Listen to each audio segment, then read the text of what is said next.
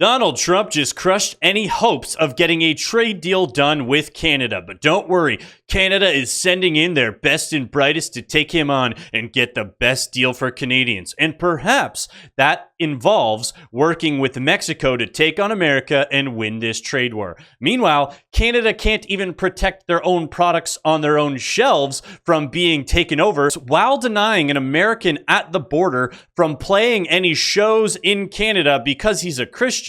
And also, Canada has the ultimate #1 technique that has been the final trump card that they were going to play to win this trade war. We've got a lot to talk about. That's going to be at the end of the video, so let's get into it. August 1st is going to come, and we will have most of our deals finished, if not all. We haven't really had a lot of luck with Canada. I think Canada could be one where they'll just pay tariffs, not really a negotiation. It's funny because Canada hasn't had a lot of luck with Canada. You know, one of the big issues that they have a problem with is, the Americans have a problem with is supply management and not allowing American companies into the market and making competitiveness hard. Yeah, Canada deals with that domestically too. We're working very diligently with Europe, the EU, which covers a lot of territory, a lot of countries. And that's the big one right now. We have the confines of a deal with China. But we haven't really, we don't have a deal with Canada. We haven't been focused on it. It'll be so funny if the EU and the UK both have inked and signed deals with the US before Canada does, when Canada is the largest land border in the world with the US, allegedly #1 trading partner, all that other stuff. But Canada's working for a deal with the EU. Yeah, we're going to take on the Americans, mount up patriots. And then the EU and the UK signing deals before Canada with the US would actually be hilarious. Letters, Mr. President, when you send out those letters, do you believe that will bring some certainty to the financial markets? Because then they will know. When those letters go out, they're a page and a half. That means they have a deal. It's done. They pay that tariff, and that is a contract essentially. And they can come into the country. They're going to pay a tariff. I'm going to keep it minimal. I'm going to keep it. I'm not looking to hurt countries. I could do that too, but I'm not looking to do that. I love when he said, I could hurt countries. I'm not looking to do it, but I could do it. And I know Canada is going to get stuck with 35%. Ugh. But when that letter goes out, that's a deal. And we'll be sending maybe close to 200 of those letters out. Don't forget, we have a lot of countries. So we're going to be sending out almost 200 of those letters. But once those letters go out, there we have a deal. Now, we sent one to Japan, we sent one to EU, and they came back and negotiated a deal. I think EU has got a pretty good chance of making a deal. Yeah, the EU is going to make a deal. Canada is going to get smoked, and we're going to show the other announcements that Trump just had recently, which is taking away almost all of Canada's leverage. Let's get into the Canadian side of this trade war before we get into those amazing Trump announcements. And of course, Canada's ultimate #1 technique to take on America. Top trade negotiators in the Canadian government spent several days in Washington meeting with key players in the Trump administration and in Congress as the calendar inches closer to the August 1st deadline to stave off a 35% tariff on Canadian goods. Dominic LeBlanc held several face-to-face meetings with a bipartisan group of senators and a sit-down with Commerce Secretary Howard Lutnick. That's Canada's best and brightest, everyone. While talks were considered positive, they have produced no results so far. Canadians expect us to take the time necessary to get the best deal we can in the interest of Canadian workers. So we're only going to be in a position to accept the deal when the Prime Minister decides that it's the best deal we can get in the interest of Canadian workers and the Canadian economy. For some reason, they're all using like really similar wording on the Canadian side. It's obviously the talking points have gone out. I think they're really setting Canadians up for the idea, and it's kind of been hinted at by Dominic LeBlanc, the man himself, that a trade deal's probably not getting done. LeBlanc argues that if it's a matter of investing in the U.S., that already exists to a point over $1 trillion from Canadian pension funds. But for the White House, numbers are important and can shift. Investments are a key motivator for Donald Trump. That's so funny too. When talking about it in my other video, how Canadian investment is just flooding into the US. And meanwhile, this is the whole time it's supposed to be elbows up taking on the US. The Canadian pension plan has almost all of its investments in the US. I think they're kind of sending a message by doing that. But so too are sales. And the White House remains firm in its position that unless markets unlock the door to more American goods, negotiating a lower rate will be futile. We do have a hilarious update on sales and the grocery store shelves later on. Leaving American lawmakers, including some Republicans, pessimistic. Yeah, of course the Republicans are pessimistic. They can clearly see a deal is not going to get done, especially when we have announcements like this on top of EU's going to sign a deal, UK already has a deal, Japan's going to sign a deal, and then they make announcements where Canada is losing leverage.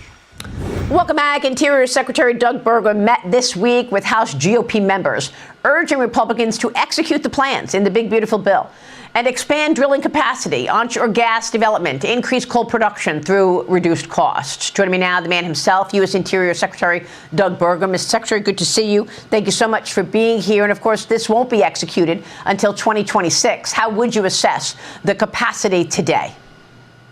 Well, Maria, it's been a historic 6 months under President Trump. Just pausing there, how he said it's been a historic 6 months. He's absolutely correct. There's been major changes happening in the U.S. this entire time. Meanwhile, in Canada, since the election, Mark Carney has not announced one positive thing. No major projects, not one project has been announced in Canada. They're having historic 6 months in the United States, and we can't even get anything because the entire parliament is on vacation.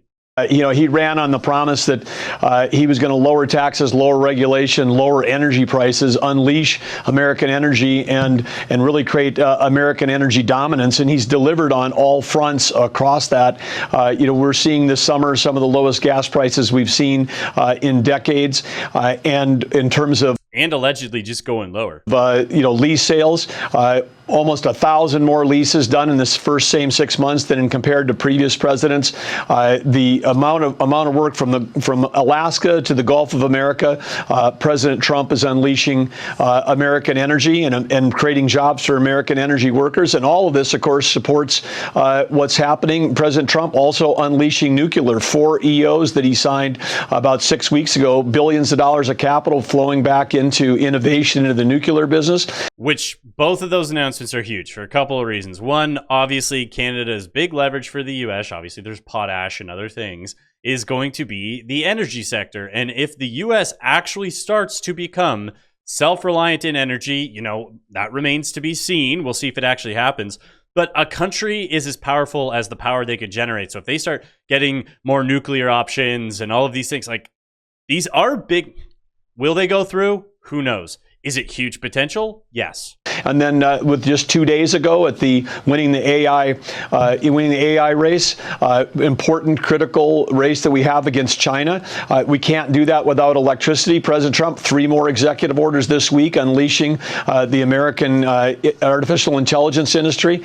So again, incredible work in the first 6 months that he's done. When historians look back and they say, wow, how did America turn itself around 180 degrees in such a short period of time? How did America win the AI arms race? They're going to look at President Trump and his actions and say, this was 6 months right now that changed history. The speech. Of course, Fox News, very pro-American, mount up a Patriots network there. So they're going to be saying only good things. But if you accept these announcements at face value and their intentions, it's obviously strong for the U.S. at the expense of Canada and other countries who are trying to get deals done, because the stronger America gets, the less they need deals done from other countries because they can become more self-reliant, or at the very least try and encourage more investment inside of the U.S. Speaking of other countries, we have Mexico and Canada planning to collaborate after the Trump tariff threats. But the Mexican president, Claudia Sheinbaum, said on Wednesday that she had spoken with Canadian Prime Minister Mark Carney, and the two had agreed to strengthen trade collaboration, particularly in light of the tariffs from U.S. President Donald Trump set to go in effect on August 1st. We both agreed that the U.S. Canada-Mexico trade agreement needed to be respected, and we shared our experiences about the letter. Sheinbaum said she and Carney spoke about the strategies both countries were taking to negotiate with the Trump administration ahead of the August 1st deadline. She added Carney was set to visit Mexico, but that date has not been set. Yeah, sounds like a real serious partnership that they're about to take on.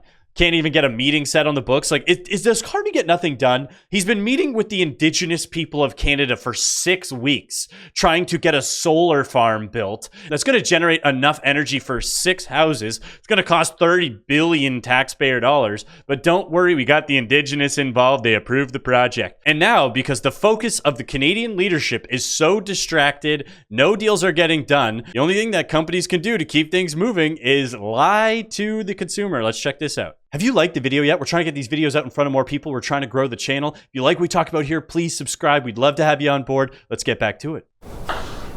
Stacey Deneen is all in on the Buy Canadian movement, especially for food. But she loses her appetite when it's mislabeled. Grown in Ontario. Like this broccoli, advertised at her local Sobeys store as a product of Canada. I was pretty excited, except that when I picked it up and read the tag shows product of USA. That's so funny. This has been an ongoing thing where all of these grocery stores and these companies have just been labeling themselves Canadian. And I think that this goes to show, like, yes, Canada has the potential to be an agriculture powerhouse. But like I said earlier in the video, Canada can't get out of the way of Canada. So what do we have? We have American products on the Canadian shelves saying they're Canadian. That frustrates me. It makes me feel misled. According to the Canadian Food Inspection Agency, in the past 8.5 months, the agency has identified 29 complaint-driven cases related to country of origin claims for food where companies violated the rules. The CFIA says most of the cases involve bulk produce sold in stores. CBC News went shopping and found several cases of mislabeled bulk and packaged produce. Hilarious. Absolutely hilarious. Like these blueberries at a Sobeys store, advertised as product of Canada, but the packaging stated product of USA. That's mislabeled. That's false advertising. Yeah, false advertising is one thing. It's just clear and objective lying. Right? That's not consistent. At a Loblaw-owned No Frills, these strawberries were branded with the maple leaf, plus a prepared in Canada declaration. But the packaging said product of USA. After CBC News reached out to Loblaw. Maybe that's how Canada and Mexico are working together. Basically, all the illegal Mexicans down in the U.S. who are picking the strawberries, putting them in the containers, are sending them to Canada directly, and then we're saying, you know, produced and made in Canada, prepared in Canada. About this, the signage was gone. Why would you put a maple leaf on a product that very clearly is imported? It just erodes the trust. Beyond the produce aisle, both Canada's grocery stores that have been caught for price fixing, price manipulation, you know, absolute profiteering, all sorts of things. The trust is being eroded? Wow. Deneen and CBC discovered this at Sobeys stores. Raw imported almonds, promoted as made in Canada and marked with a maple leaf, but we don't grow almonds in this country. Those should not meet the made in Canada threshold. Sobeys didn't answer questions about the raw almonds, but the grocer and Loblaw told CBC News they strive for accurate country of origin labeling, but that mistakes can happen when dealing with mass inventory and constantly changing suppliers. Speaking of countries of origin and mistakes happening, we have this news story here, which I think is absolutely embarrassing for Canada. We have denied a law-abiding citizen from coming into Canada because he's an American Christian with traditional Christian beliefs, so now he can't come into Canada. Let's get into this story. It is a summer of revival in the nation of Canada, and Sean Foyt was embarking on a nationwide tour. I have not felt this level of resistance in a long time.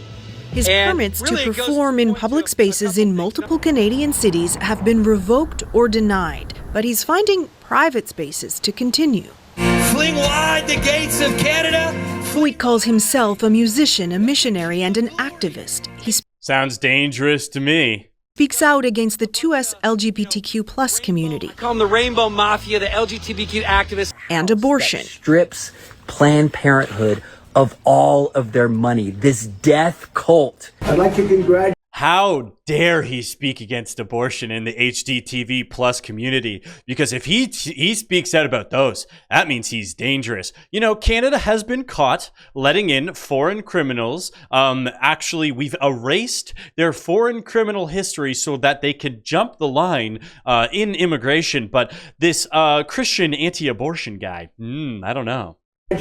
Sean Foy. He's considered a rising star within the MAGA movement in the United States. His first Canadian event this year was supposed to be held here at York Redoubt National Historic Site in Nova Scotia, but there was public outcry.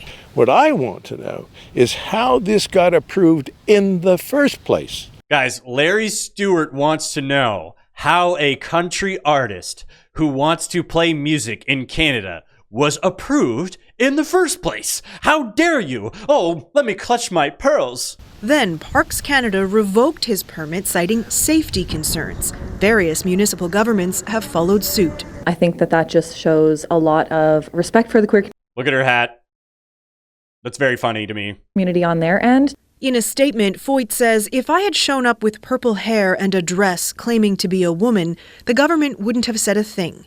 But to publicly profess deeply held Christian beliefs is to be labeled an extremist and to have free worship events classified as public safety risks. It was very peaceful. These Nova Scotia pastors hosted Foyt at their home Wednesday night. He was here and had no political agenda, just the gospel and his love for Canada. We got slandered with A lot of abuse. a lot of very hateful emails, texts. This expert says It'll be really interesting to see if any Muslims get stopped at the border because something tells me their beliefs might be similar. limiting free speech is a fine line. Because somebody says something I find hateful is not a justification for silencing that person. Foyt is planning another leg in Western Canada next month, including one at the Alberta legislature. It's unclear whether those events will proceed.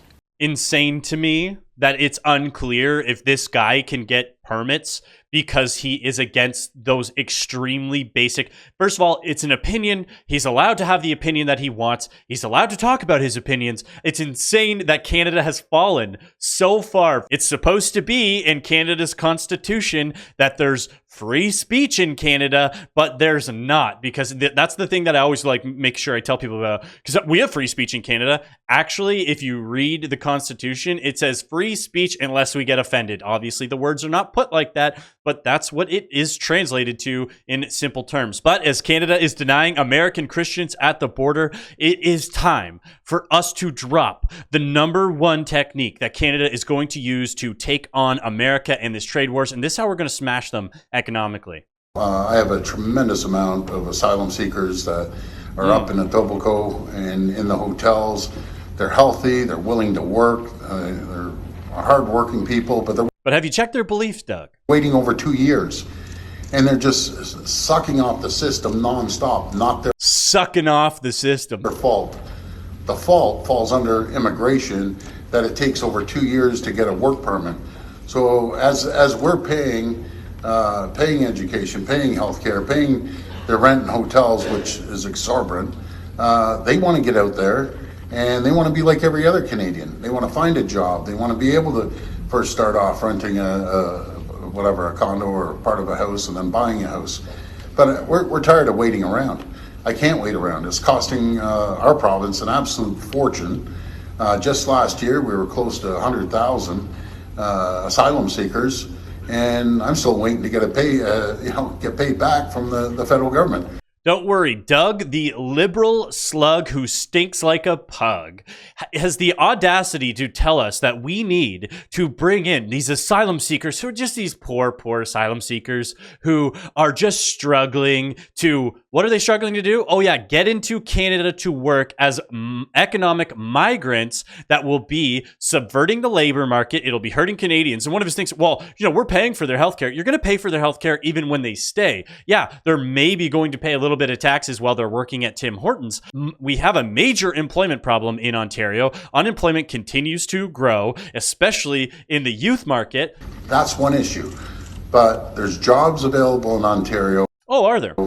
and we need to give them work permits and make sure that they're out there working and contributing back to society. I'm not waiting any longer. We're issuing work permits in Ontario for these folks to give back and contribute to society in Ontario. So, yep, basically every permit he gives is at the expense of local Canadians. But don't worry, we are bringing in the absolute best of the best. And this is what I was saying. We are calling it Operation Curry Bomb. What we are doing is we are bringing in unlimited Indians. So this way, what we can do is we can keep wages really low in Canada and cost of living really, really high. We're going to destroy the social cohesion inside of Canada with this cheap foreign labor. And that way, because the labor is so cheap, the Canadian companies can still keep making money for the shareholders.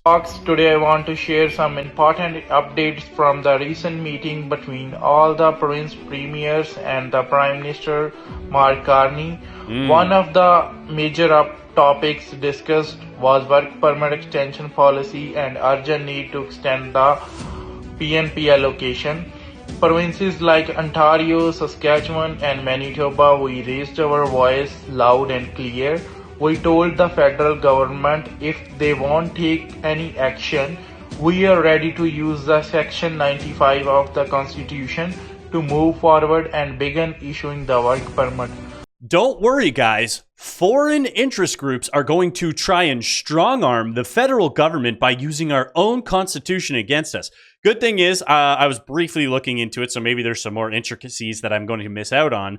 But the Section 95 that he's talking about, yes, it says that the provincial governments and the federal governments can weigh in and kind of govern certain topics together. But if there is a disagreement, which it is in this case, the federal government supersedes provincial. So even though these foreign interest groups are trying to fight their way into Canada by just, this is the audacity of these people. They assume they're entitled to be here. They assume that the de facto mode is your guaranteed access to Canada and is so entitled and annoying. And yes, Operation Curry Bomb is in full swing because foreign student asylum claims hit record high in 2024, set to grow in 2025. We know that it's almost exclusively Indians making these claims. The countries with the most asylum claims filed by students last year were India, Nigeria, Guinea, and Ghana. But when you look at the actual charts, it's almost exclusively Indians, and then a lot of Nigerians keep making these claims too. So we're not going to let the Nigerians slip by. There hasn't been that many from the others. It's honestly it's weighted pretty top heavy with just Indians and then Nigerians. So there you have it. As Canada is getting absolutely annihilated in trade negotiations, continuing to lose leverage, trying to work with Mexico. Meanwhile, we're ending up with American products on Canadian shelves getting sold as Canadian thanks to our very trustworthy grocery stores. We are launching Operation Curry Bomb, and we are going to flood the market with cheap Indian labor, and the Americans won't be able to compete. Canada is going to continue to be crushing. Mount up, patriots. If you made it this far in the video, you absolutely rock. Thank you so much for watching. Don't forget to like and subscribe. We're trying to get these videos out in front of more people. As we've seen with the country singer trying to come to Canada, there will be more attacks on free speech in Canada. Any way you can contribute helps. There's a link down below, or you can also do it through YouTube. Thank you, and have a great rest of your day.